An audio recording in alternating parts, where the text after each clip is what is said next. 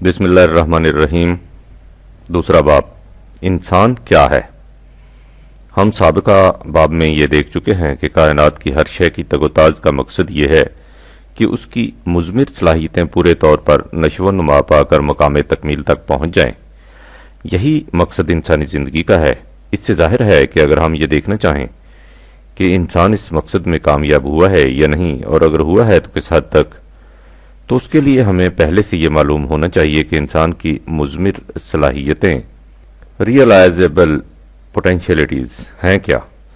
اس سلسلہ میں ہمیں یہ معلوم ہونا چاہیے کہ خود انسان کیا ہے۔ اس باب میں دو نظریے ہیں جو انسانی تاریخ میں شروع سے آج تک برابر چلے آ رہے ہیں۔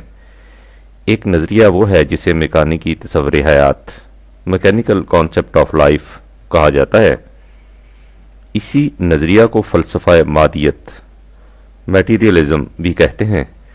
اس مقام پر اس کی ضرورت نہیں اور نہ ہی اس کتاب کا یہ موضوع ہے کہ یہ بتایا جائے کہ اس فلسفہ کی تاریخ کیا ہے اور اس میں یونانی مفکر ڈیموکریٹس کے زمانے سے جو اس فلسفہ کا موجود تصور کیا جاتا ہے، آج تک کیا کیا تغیرات واقع ہوتے رہے ہیں۔ اس وقت موضوع زیر بحث کے اعتبار سے صرف اتنا سمجھ لینا ضروری ہے کہ اس نظریہ کی روح سے انسان کی زندگی فقط طبعی زندگی، فزیکل لائف تک محدود سمجھی جاتی ہے۔ بالفاظ دیگر انسان سے مفہوم دیگر حیوانات کی طرح صرف اس کا جسم ہے۔ جسم کی مشین طبعی قوانین کے مطابق چل رہی ہے۔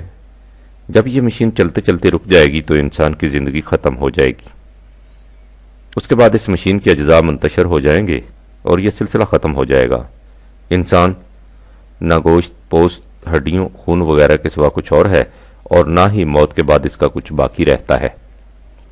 وَقَالُوا مَا هِيَ إِلَّا حَيَاتُنَا الدُّنْيَا نَمُوتُ وَنَحْيَا وَمَا يُهْلِكُنَا إِلَّا الدَّهْرُ وَمَا لَهُم بِذَلِكَ مِنْ عِلْمٍ إِنْ هُمْ إِلَّا يَظُنُّونَ۔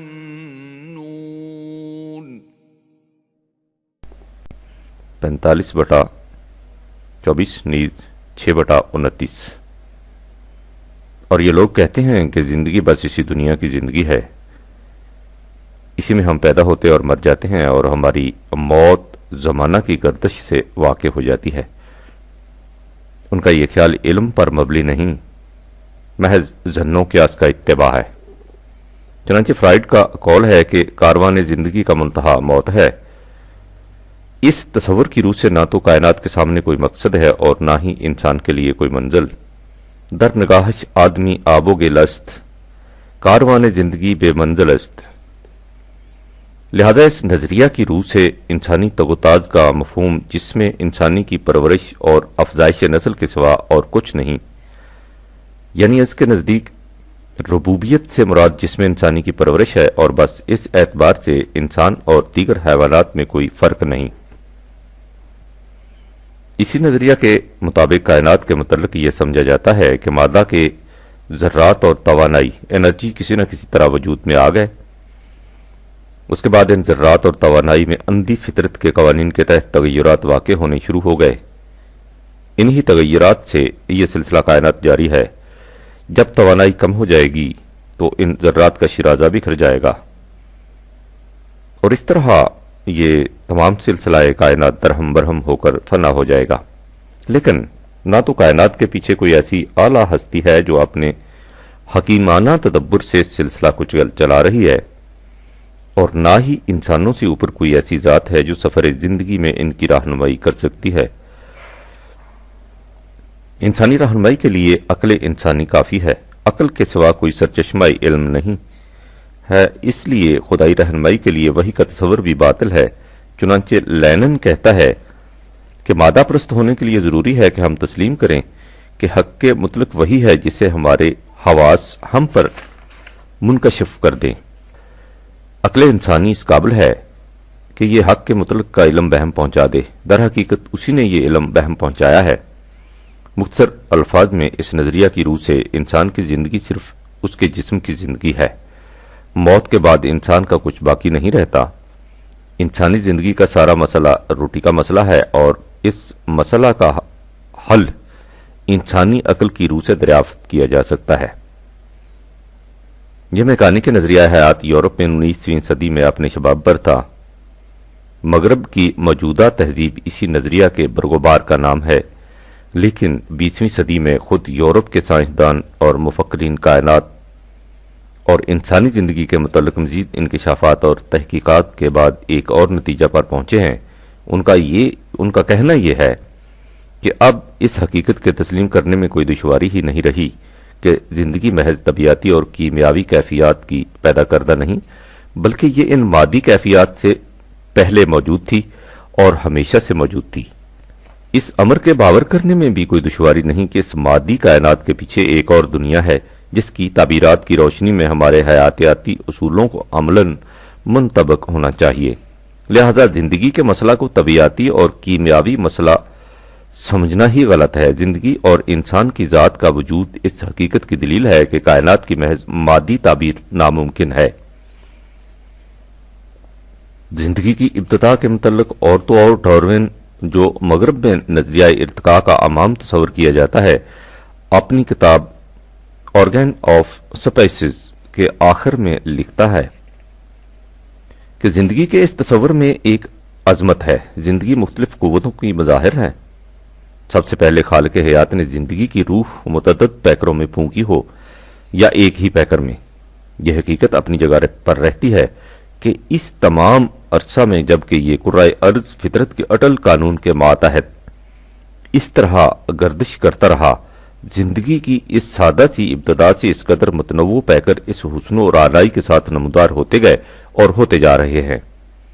انسانی ذات، ہیومن پرسنالٹی کے متعلق جس کی طرف پروفیسر ہالڈین نے اوپر اشارہ کیا ہے،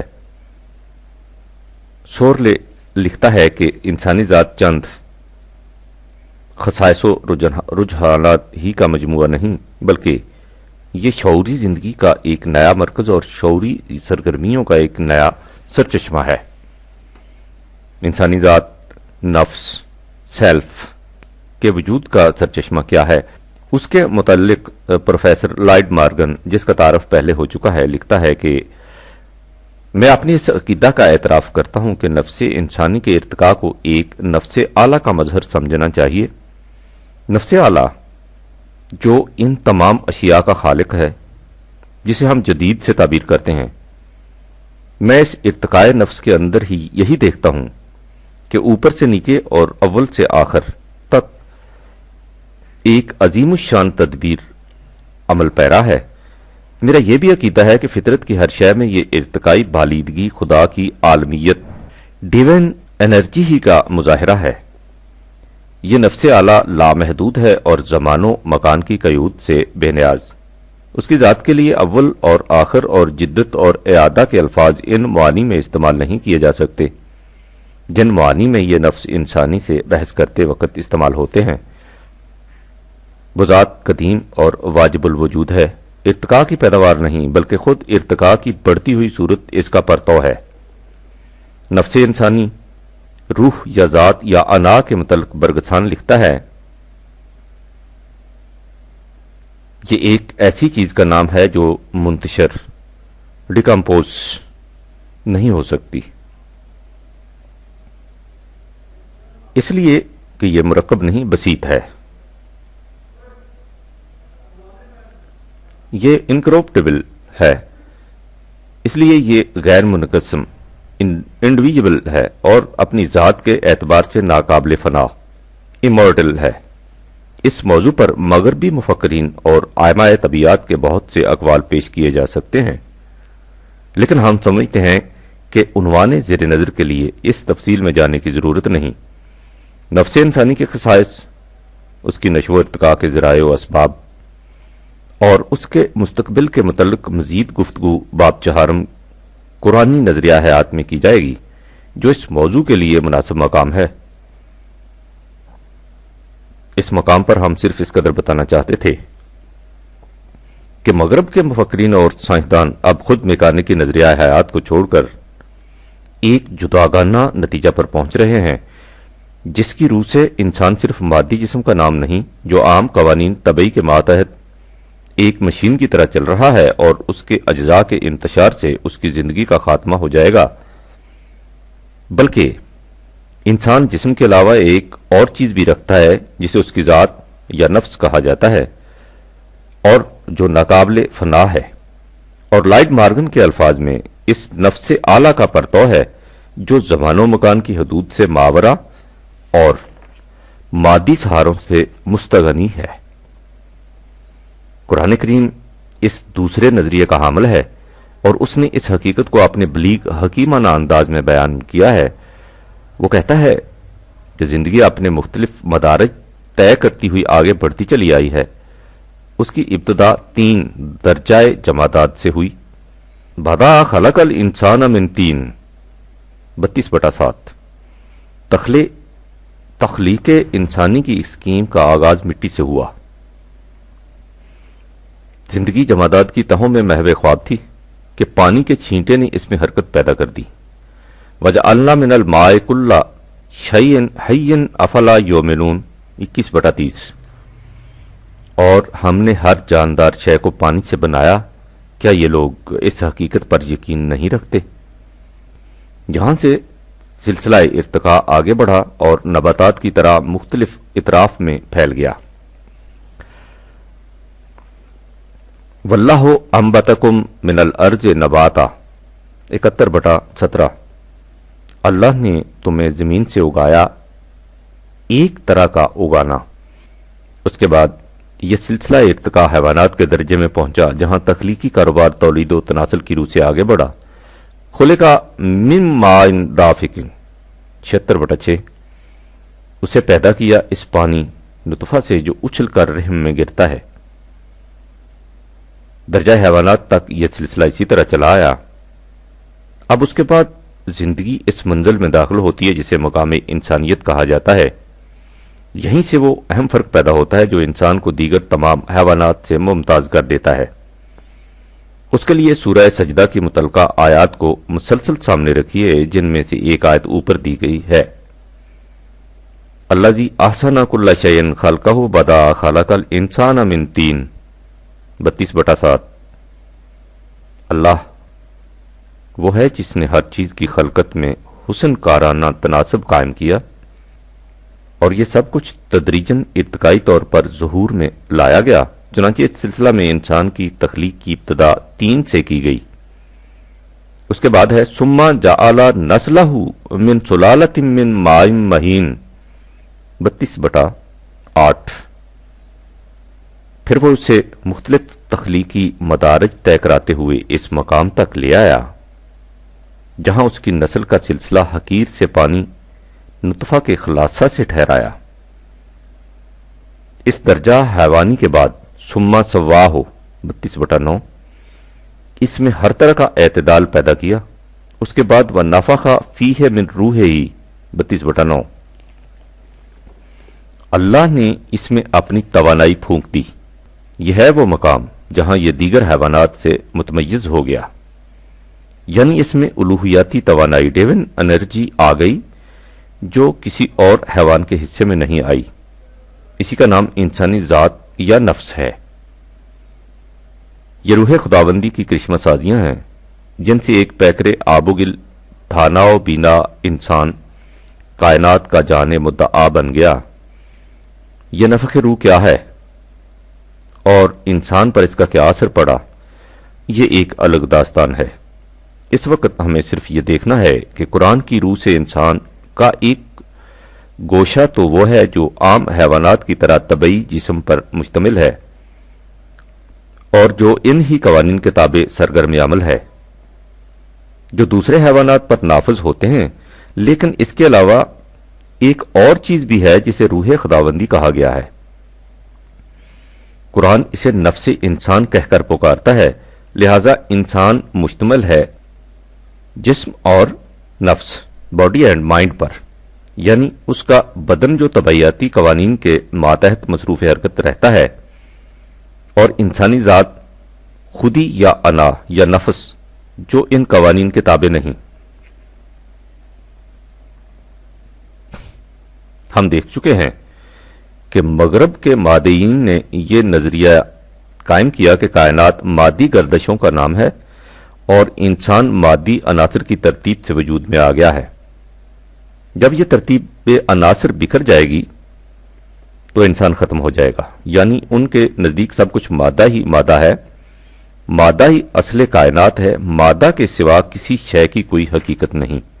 جیسا کہ پہلے کہا جا چکا ہے، اس نظریہ کی ابتدا یونان کے مفکر ڈیمیکراتیس سے ہوئی تھی۔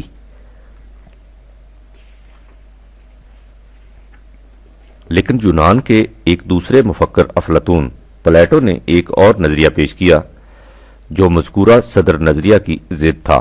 اس نے کہا کہ یہ تمام کائنات فریب تخیل ہے، اس کی کوئی اصل نہیں، اس کا وجود محض سایہ ہے، حقیقت نہیں۔ یہ نظریہ افلاطون کے زمانہ سے لے کر آج تک مختلف زمانوں میں مختلف مذاہب اور مختلف مکاتب فکر کے مختلف پیکروں میں چکر لگا چلا رہا ہے۔ ہندو مت کے ویدانت میں اسی تصور کے ماتحت کائنات کو مایا، فریب اور سراب قرار دیا گیا ہے۔ اسی کے ماتحت بدھ مت کے دنیا کو قابل نفرت ٹھہرایا گیا